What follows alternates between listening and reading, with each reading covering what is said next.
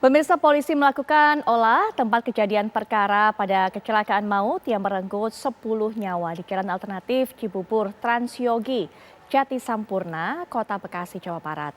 Dan dalam olah TKP ini aparat memotret simulasi terjadinya kecelakaan dan mencari titik tabrak pertama.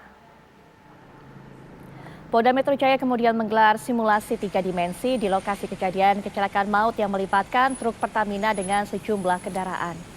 Olah TKP menggunakan alat scanner sebagai traffic accident analyst dengan belasan titik rekam. Petugas pengukur tiap jarak lintasan di Jalan Alternatif Transyogi Cibubur agar kronologi kecelakaan presisi. Penentuan titik tabrak pertama juga memastikan pergerakan kendaraan baik roda 2 maupun roda 4 di lokasi. Polisi juga akan menyelidiki kelayakan truk beserta supir yang mengendarai.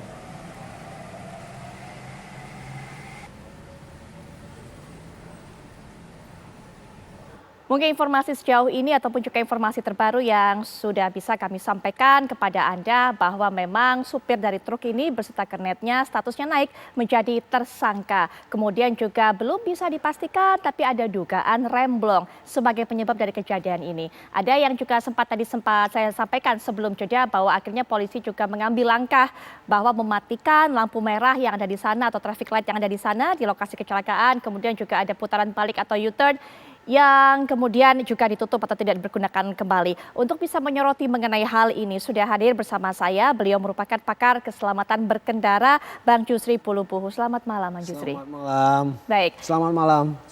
Ya, nah ini mungkin bisa kita ketahui bersama apa yang menjadi sorotan penting dari Bang Jusri dari kejadian kecelakaan ini. Karena yang pasti adalah rasanya kita harus bersama-sama mementingkan atau memprioritaskan adanya pengecekan apakah kendaraan tersebut, apalagi kendaraan yang mengangkut bahan yang begitu berbahaya, layak jalan sebelum meninggalkan depo mereka atau gudang mereka. Bang Jusri silakan. Baik, pertama-tama saya mengucapkan ikut prihatin dengan kejadian ini. Ya. Menyusul beberapa kecelakaan sebelumnya yang nyaris sama seperti yang terjadi di Balikpapan bulan Januari lalu. Betul. Di traffic light yang menewaskan beberapa orang dan melukai banyak kendaraan pengguna jalan. Dan hal ini terulang lagi kemarin di Transyogi di jalan tol itu.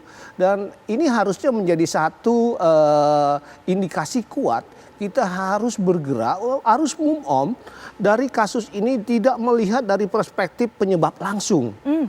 Nah, penyebab langsung itu seperti gagalnya pengereman, perilaku antisipasi yang kurang, yang tidak mawas atau tidak sigap, atau dia tidak disiplin dalam berlalu lintas si pengemudi ini, baik dalam aturan kecepatan, aturan muatan misalnya, atau kondisi kendaraannya.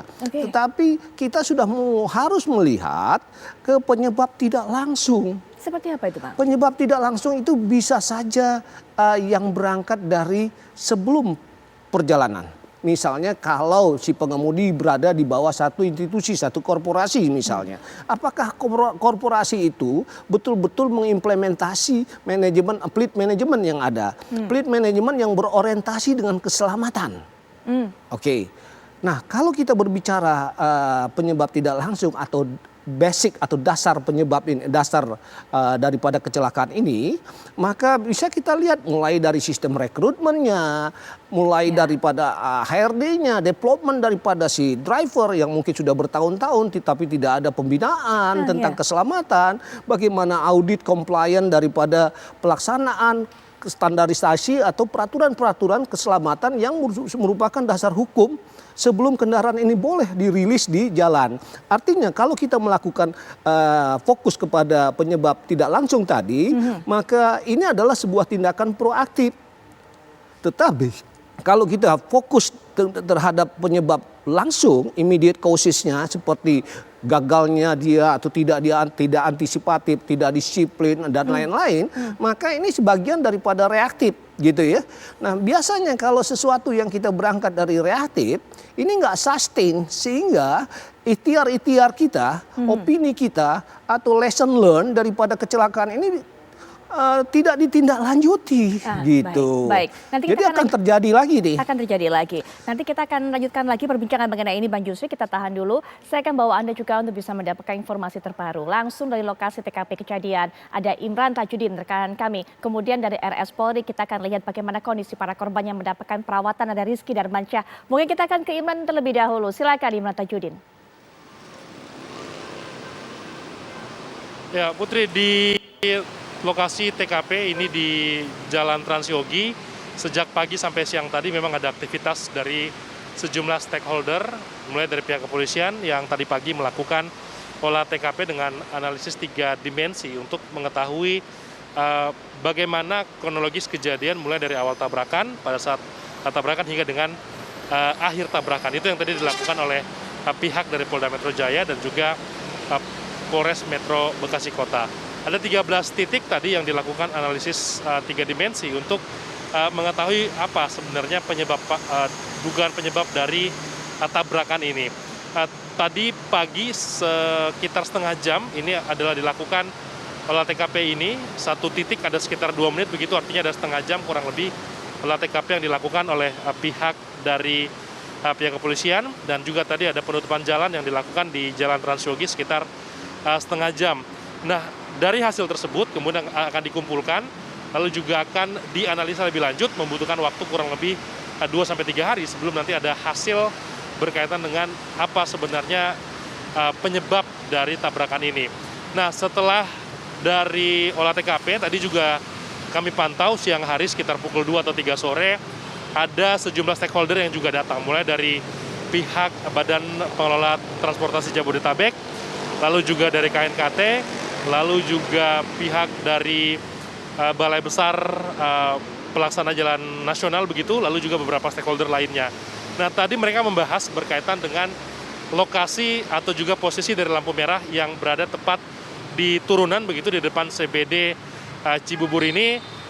Beberapa pihak tadi saya tanyakan bahwa seharusnya untuk lampu merah ini terutama adalah dari BPTJ begitu mengatakan bahwa seharusnya di jalan nasional jika ada lampu merah seperti ini memang harus kemudian diketahui oleh BPTJ. Tapi saya tanyakan kepada pihak BPTJ bahwa mereka tidak diajak begitu atau tidak diberitahu berkaitan dengan penempatan lampu merah di depan CBD Cibubur ini.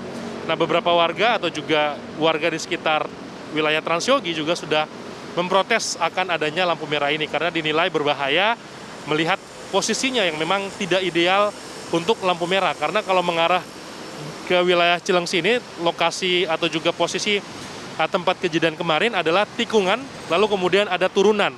Nah, di sana ada lampu merah ini yang biasa membuat kaget pengendara, sehingga ini yang beberapa kali memang menyebabkan kecelakaan. Karena kemarin bukan kecelakaan pertama, ada beberapa kecelakaan yang terjadi sebelumnya. Putri. Potong laporan Anda, Imran. Nanti kita juga akan lanjutkan ke Rizky Darmansyah. Tapi sebelumnya, saya akan bawa Anda terlebih dahulu untuk bisa melihat laporan yang juga akan disampaikan oleh Prima Alvarnia dari RS Polri. Silakan, Prima.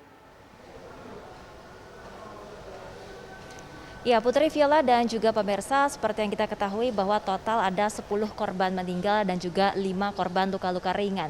Dan di antara 10 korban yang meninggal dunia tersebut, 9 diantaranya dibawa ke Rumah Sakit Polri Kramat Jati, sedangkan 1 korban meninggal dunia lainnya di Rumah Sakit Permata Cibubur.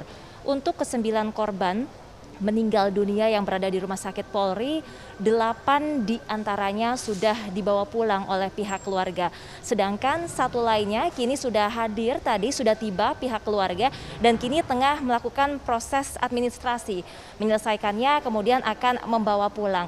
Dan informasi juga, Putri Viola, bahwa dari pihak Jasara Harja dan juga Pertamina akan menanggung penuh untuk biaya pengobatan maupun biaya pemakaman dan juga santunan kepada korban, yakni ada yang senilai 50 juta rupiah, ada pula yang senilai 20 juta rupiah. Untuk malam hari ini total jika sudah selesai proses administrasi, artinya seluruh korban meninggal dunia yang berada di Rumah Sakit Polri Kramat Jati semuanya telah dipulangkan malam hari ini. Demikian Putri Viola, kembali ke Anda di studio. Baik, Prima Alverdia, dan juga sebelumnya kita dengarkan laporan dari TKP, lokasi kecelakaan disampaikan oleh Imran Tajudin. Terima kasih Prima Alverdia, terima kasih Imran Tajudin, selamat bertugas kembali. Kita sudah dengarkan Bang Jusri laporan dari rekan kami, apalagi tadi TKP adalah menyoroti mengenai kondisi jalan, ada posisi traffic light yang tidak ideal di situ. Nanti mungkin saya minta pembahasan ataupun juga pengamatan Bang Jusri mengenai hal itu. Tapi saya lanjutkan tadi yang sempat kita singgung mengenai pentingnya bahwa kompetensi awak angkutan barang, apalagi ini merupakan awal kendaraan berbahaya, mengangkut hal yang berbahaya, tangki bensin. B3. Nah ya, Bang Jusri, kalau dari pengamatan Bang Jusri, masih banyakkah perusahaan-perusahaan sebenarnya yang belum aware soal itu, tidak mementingkan atau tidak menjadikan prioritas kompetensi awak mereka? Iya, karena paradigma masyarakat dan itu merupakan ciri-ciri negara berkembang, di mana paradigma masyarakat menyangkut sebuah aktivitas fisik itu berbasis keterampilan. Jadi kalau dia terampil sudah cukup. Padahal kalau kita melakukan satu pekerjaan yang memiliki high risk, resiko tinggi dan dilakukan di ruang publik, maka harusnya dilakukan berdasarkan kompetensi yang berbasis keterampilan, berbasis pengetahuan. Artinya bukan dari kebiasaan, gitu. Nah, dalam hal ini pola atau metode ini belum menjadi satu kesadaran bagi masyarakat, baik di korporasi, mereka menganggap yang penting orang ini sudah pengalaman bawa mobil, punya SIM, sudah. Padahal metode semacam ini tidak dilakukan di negara asing atau di perusahaan-perusahaan yang korporasi multinasional yang bekerja atau yang beroperasi di Indonesia. Mereka melihat kompetensi, mau pengalaman mau atau apa, kalau tidak ada kompetensi yang berbasis sertifikat dari pengetahuan yang sudah ada dilegalisir oleh pemerintah, mereka nggak bisa diterima. Baik, baik. Gitu. Nah, Ya, baik. ini yang berbeda di sini. Sedangkan dari sisi kompetensi para pengemudi angkutan muatan ataupun penumpang, ini kita tidak melihat di situ. Oleh karena itu harusnya korporasi pengusaha baik, harus Pak Jusri. start dari sana untuk memperbaikinya.